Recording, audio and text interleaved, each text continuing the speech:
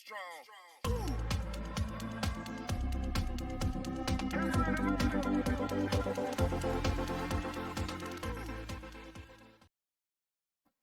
को जय Hind and welcome to the YouTube channel of CSC academy भली।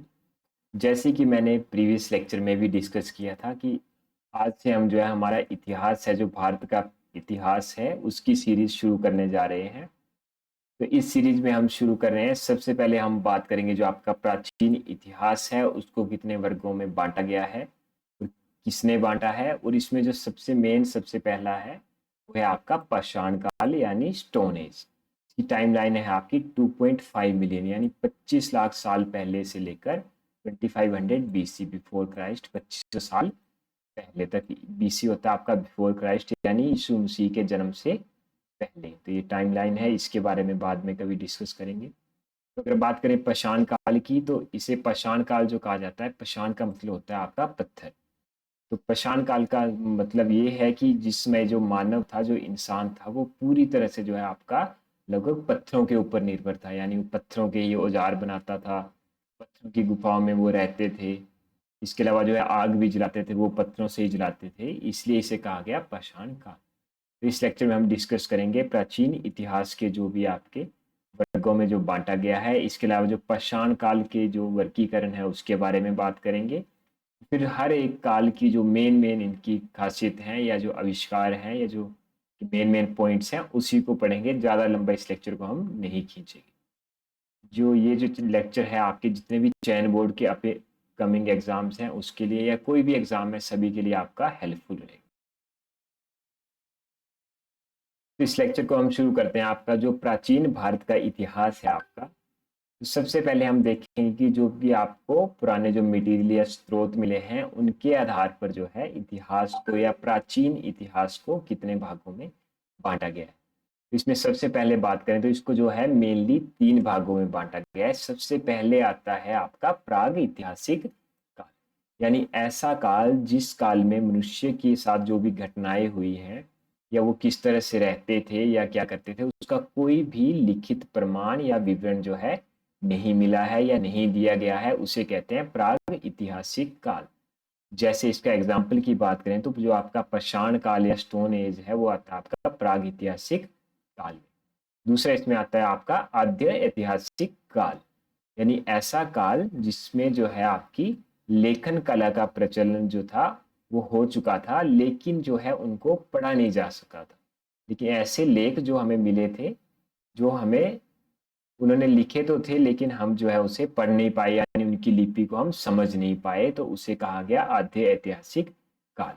जैसे इसमें आता है आपकी हड़प्पा सभ्यता। तो जो हड़प्पा सभ्यता की जो लिपि है उसे हम पढ़ नहीं पाए या समझ नहीं पाए हैं अभी तक।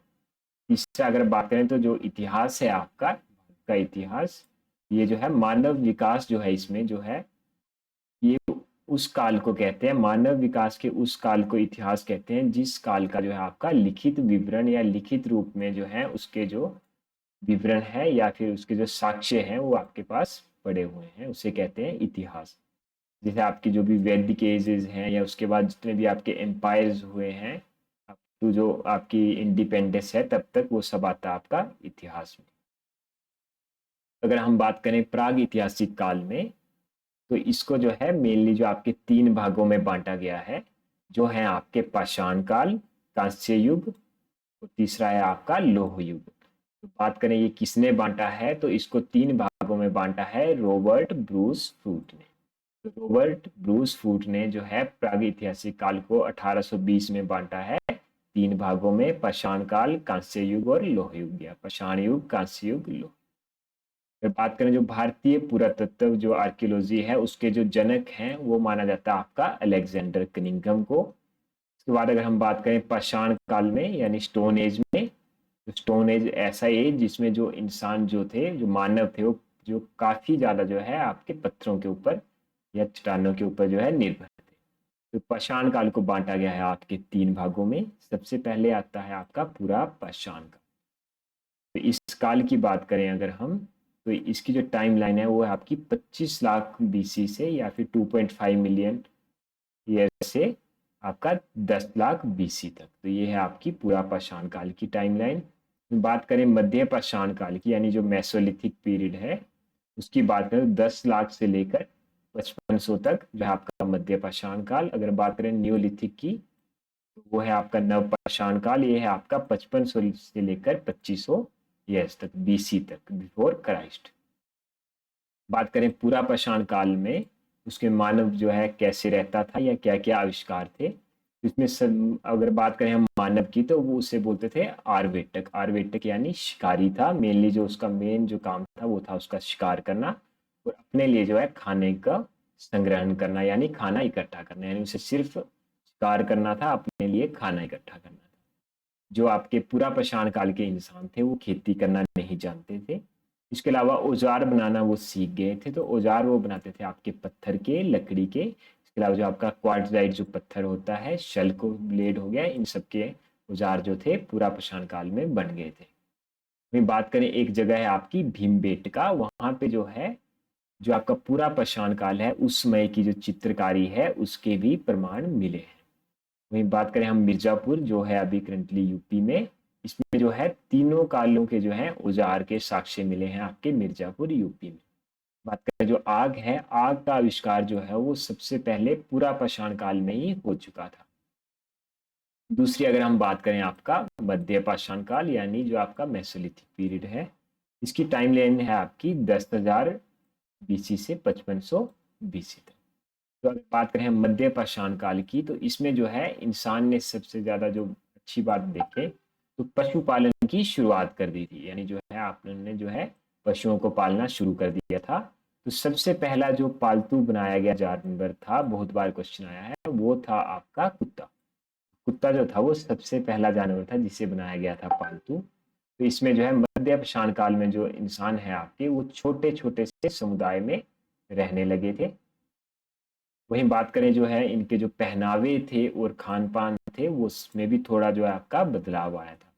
लेकिन जो मेन काम था उनका अभी भी एक ही था, अपने लिए खाना इकट्ठा करना और अपने जो है आगे प्रोग्रेस करनी है।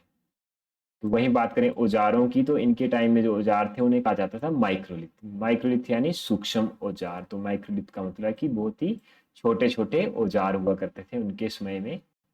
बात करें एक जगह है आपकी कश्मीर में, बुर्जहोम जो है आपकी कश्मीर में है। यहाँ पर जो है खुदाई की गई थी 1935 में।